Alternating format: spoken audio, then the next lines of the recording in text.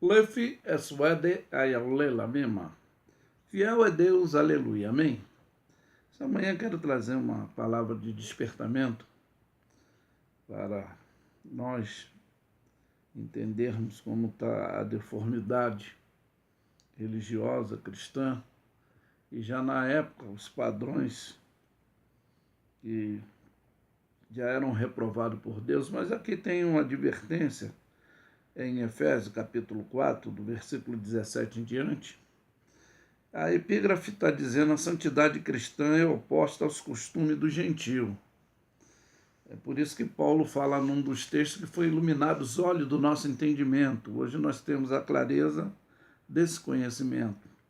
E o texto vai dizer assim: e digo isso e testifico no Senhor, para que não andeis como andam também os outros gentios na vaidade do seu sentido, entenebrecido no entendimento, separado da vida de Deus pela ignorância que há neles, pela dureza do seu coração, os quais, havendo perdido, dando o sentimento, se enganam a dissoluções para com a avidez e cometem toda a impureza.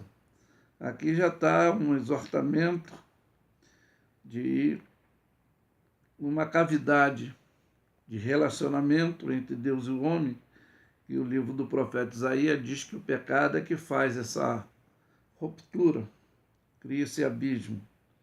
E aqui diz que entenebrecido o entendimento, separado da vida com Deus, pela ignorância, da dureza do sentimento, do conhecimento. Não que Deus não tenta passar para o homem, mas, infelizmente, diz que os quais, havendo perdido todo sentimento, se entregam a desilusões para com altivez e cometem toda a impureza. Passa a ser normalidade, naturalidade para quem anda assim. Mas diz aqui: mas vós não aprendeis assim a Cristo, se é que tendes ouvido nele e fosse ensinado, como está a verdade em Jesus.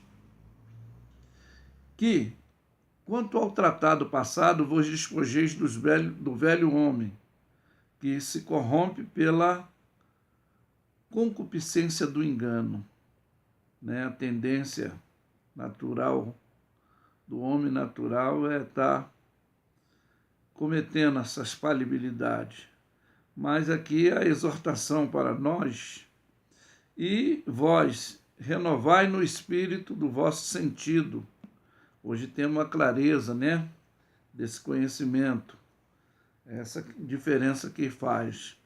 E vos revesti do novo homem, que é segundo Deus, e é criado em verdade, justiça e santidade.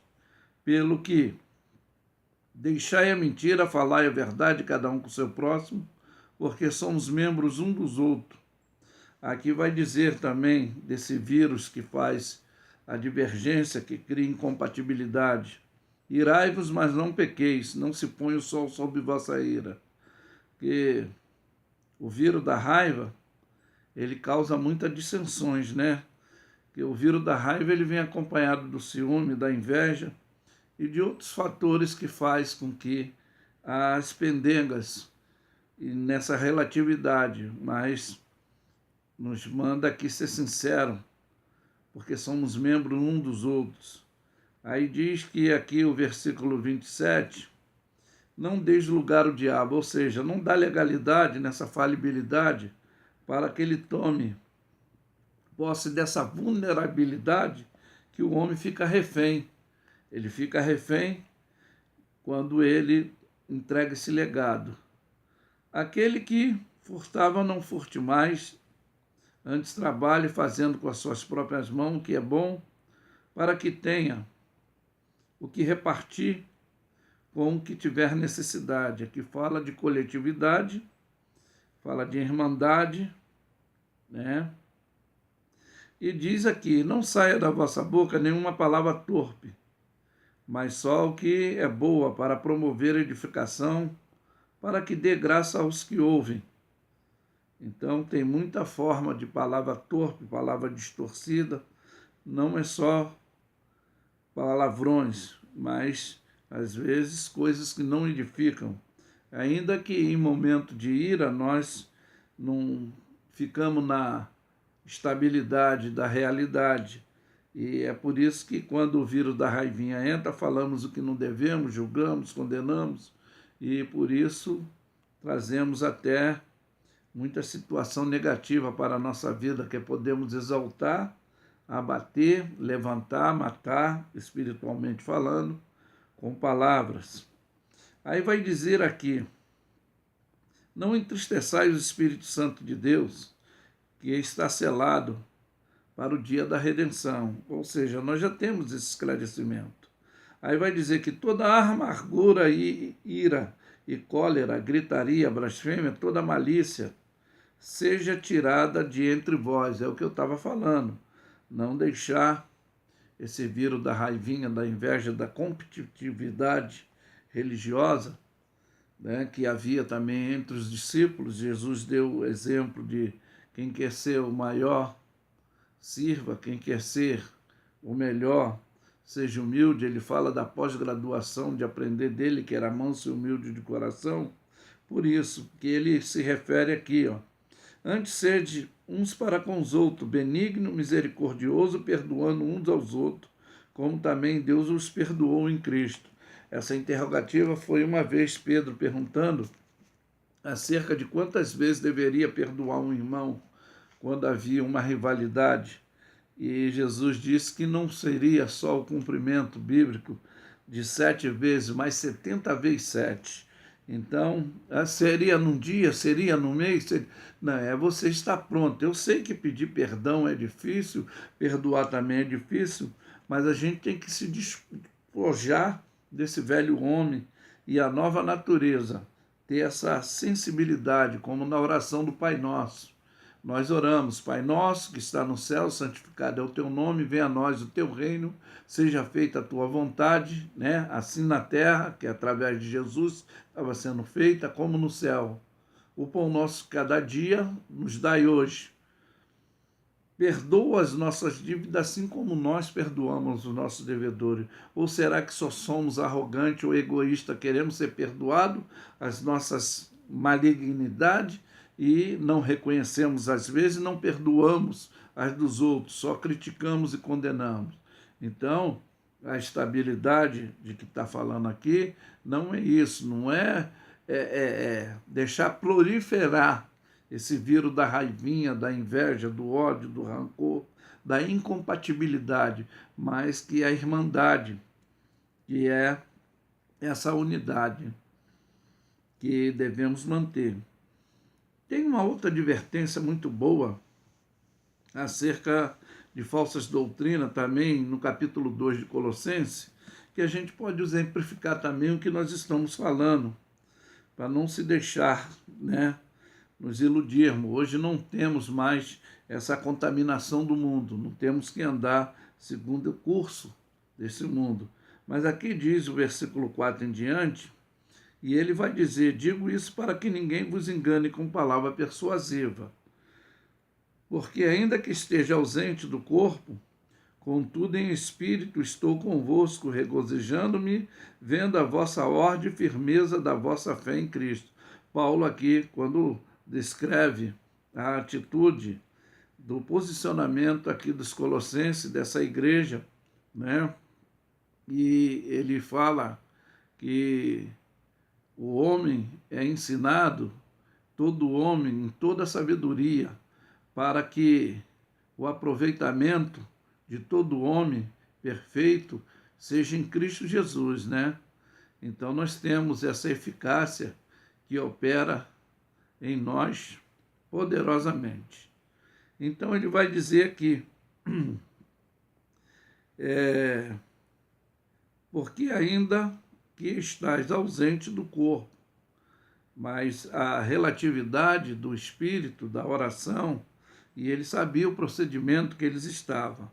O versículo 6 diz: como podeis recebeu o Senhor Jesus Cristo, assim também andai nele, arraigados, ou seja, unido, edificado nele com toda firmeza, né? Confirmando na fé, assim como foste ensinado, crescendo em ação de graça. Aqui fala da coletividade que deve permanecer, tendo cuidado para que ninguém vos faça presa por meio de sutileza, de filosofias vãs, segundo tradições de homens, segundo o rudimento do mundo, não de Cristo.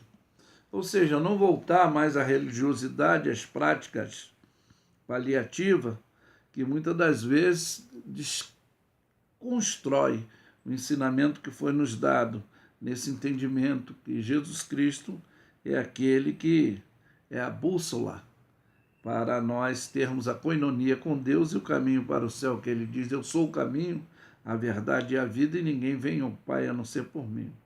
Versículo 9 vai dizer que nele habita corporalmente toda a plenitude da divindade. Olha que interessante. Estás perfeito nele, que é o cabeça de todo principado e potestade. Aí aqui ele fala, não da circuncisão física, mas do nosso entendimento, que foi iluminado os olhos do nosso entendimento, a compreensão. Ele diz aqui, no qual também estáis circuncidado com a circuncisão não feita por mão, no despojo do corpo da carne, mas a circuncisão em Cristo, ou seja, o entendimento desse esclarecimento que foi nos dado a conhecer e saber. Aí diz, sepultando com ele no batismo, nele também ressuscitamos pela fé, no poder de Deus e da ressurreição dos mortos. Essa é a vitória da igreja.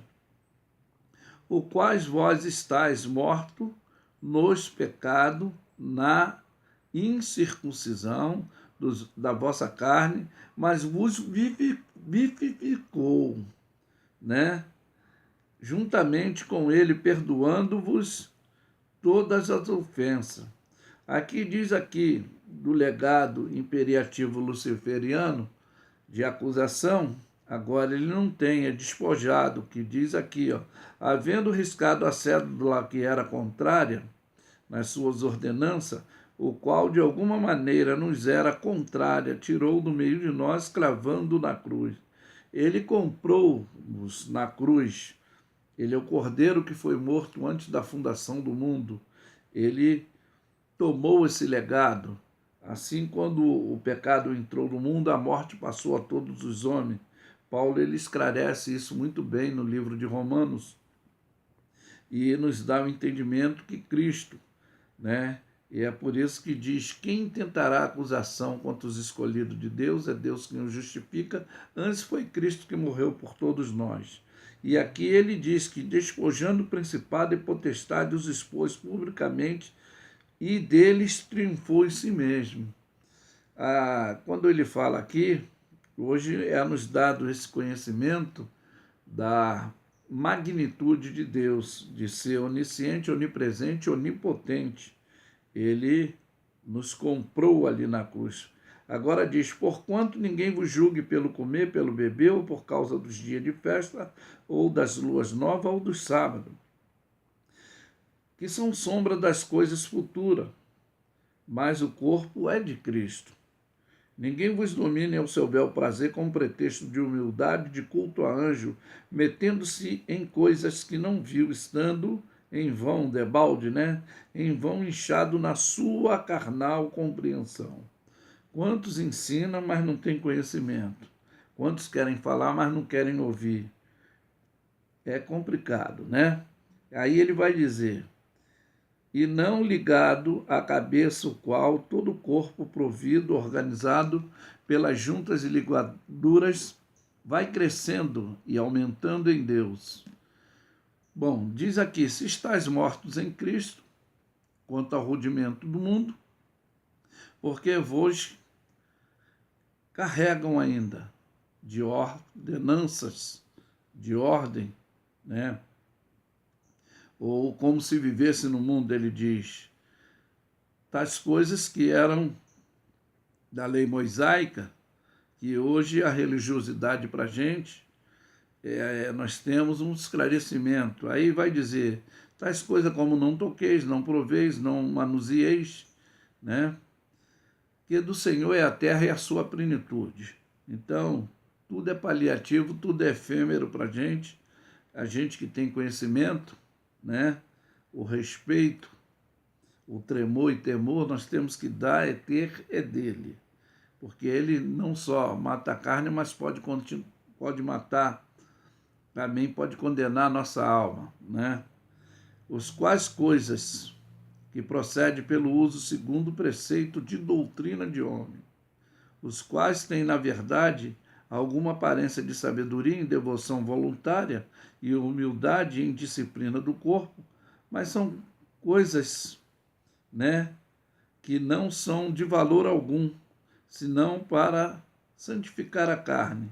Isso aqui fala de segmentos doutrinários criados pelo homem e que a preocupação, quando aquela mulher, que muitos não entendem o contexto desse texto, tiveste 5 maridos e agora o que tem não é teu, não está falando de prostituição física, mas da prostituição espiritual, está se referindo a ídolos, a Deus, e ela compreende, e quando ele fala que na realidade que os verdadeiros adoradores de Deus o adorariam em espírito e verdade, né? Há uma repreensão do passado do profeta Isaías que hoje também pessoas se deixam se dominar. Eu gosto muito. O versículo 2 do primeiro capítulo diz: ouve céu, presta tu ouvido terra, né? Porque fala o Senhor, criei filhos, exalcei, mas eles prevaricaram contra mim. O boi conhece o seu possuidor, a jumenta a sua manjedoura do seu dono. Aí fala que Israel não tem conhecimento, o meu povo não me entende. E hoje, devido à religiosidade, muitos também estão entenebrecidos, voltando às filosofias de homens. Aí, aqui, numa das situações, o versículo 11 em diante, ele diz, ó, de que me serve a multidão dos vossos sacrifícios, diz o Senhor. Já estou farto dos holocaustos, tá? Dos carneiros, da gordura de animais médio. Não folgo com sangue de bezerro, nem de cordeiro, nem de bode. Quando virdes para apresentar-te perante mim, quem requereu isso da vossa mão? Que viveis pisar no meu santuário, pisar no meu santuário, né? Aí diz aqui, não tragais mais oferta em vão, debalde, né? Os incensos para mim é abominação, também as festas de lua nova, o sábado, a convocação da congregação. Não posso suportar iniquidade, nem mesmo o ajuntamento solene. E ele diz, as vossas festas de lua nova, as vossas solenidades, aborrecem a minha alma, já estão pesadas, já estou farto e cansado de sofrer. Aí ele vai exortar aqui, porque na realidade nós falamos de competitividade do filho da raivinha. João diz que aquele que aborrece o seu irmão, ele é homicida, sim, ele pode matar espiritual. E aqui também está falando da atitude de eles se acharem puros, mas não estavam puros, estavam contaminados pelas situações mundanas, se deixando se dominar, e assim também nos dias de hoje também, e não se pode servir a dos senhores. Aí vai o versículo 15, pelo que quando estendei as vossas mãos, escondo meus olhos, assim quando multipliquei as vossas orações, não ouço, porque as vossas mãos estão cheias de sangue. Aí vai dizer, lavai-vos, purificai-vos, tirai a maldade dos vossos atos de diante dos meus olhos e cessai. E de fazer o mal, aprendei a fazer o bem, praticai o que é reto, ajudai os oprimidos, fazei justiça aos órfãos, tratai das causas da viúva. Aí ele vai dizer, vinde então e pergunta, argui-me, diz o Senhor, ainda que os vossos pecados sejam como escarlata, eles se tornarão branco como a neve, ainda que sejam vermelho como carmesim, se tornarão como a branca lã. Se quiseres me ouvir, comerás do melhor dessa terra. Eles usam esse chavão aqui, desse texto aqui, mas o melhor dessa terra não está falando do pão, da grutunaria humana, não. Está falando do melhor dessa terra, é a palavra de Deus que nos orienta, que nos ajuda, nos fortalece. Então, o melhor que nós temos, isso me faz lembrar da persuasão, da indução luciferiana, quando Jesus, depois de ter jejuado 40 dias e 40 noites, foi conduzido pelo Espírito Santo ao deserto para ser tentado pelo diabo. Ele faz a oferta indutória, dizendo que se ele verdadeiramente fosse o Filho de Deus, fizesse com que aquela pedra se tornasse em pão. E ele não tinha que demonstrar nada obedecendo a ordem luciferiana, mas ele disse que nem só de pão vive o homem, mas de toda palavra de Deus. Então esse alimento que ele quer nos dar, o alimento para a alma, o alimento para nos fortificar, não nos deixar submisso, refém de filosofias vãs, de religiosidade, desconexo com o Espírito Santo de Deus, levado por doutrina filosófica de homem, se prendendo a costumes que, na realidade, o Senhor não está nem aí. Ele quer que nós o amamos uns aos outros como ele nos amou. Foi o legado que Jesus deixou, resumindo o decálogo dos 10 mandamentos, resumindo em 2, amarás o Senhor teu Deus de todo o teu entendimento, com toda a tua força, e o segundo ao teu próximo como a ti mesmo. Será que eu quero o bem que eu quero para mim, eu estou fazendo? Será que eu estou apto para isso? Será que eu estou vivendo só religiosidade de interesse, que é o evangelho hoje? Hoje nós somos egoístas, interesseiros, soberbo, arrogante, mas a Bíblia diz, humilhai-vos diante das potentes mãos de Deus e ao seu tempo ele vos exaltará. É isso que ele requer de cada um de nós, essa simplicidade da humildade e continuar crescendo em graça e em conhecimento, não se deixar mais se dominar pelo seguimento e doutrinamento do mundo que é distorcido. Mas hoje nós temos a palavra de Deus, a realidade de ética, de prática, de fé e conduta. Então, amado, está aqui a bússola do crente, a palavra de Deus. Vamos verdadeiramente examinar as Escrituras, porque vós cuidar ter nela a vida eterna, e são elas que de Jesus testifica. Jesus também deixou a exortação que o povo erra por falta de conhecimento. Oséias falou que o povo errava por falta de conhecimento.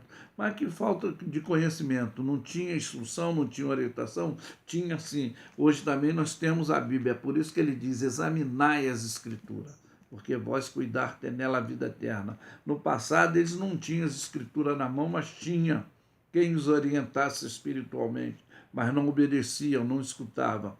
Preferiam seguir seriamente doutrinas filosóficas, demoníacas, se deixando se dominar, se persuadir. Mas que fique esse despertamento para você nessa manhã. E eu afirmo que Lefi é suede ayaule la mema. Fiel é Deus, aleluia. Amém. Tenham todos um bom dia.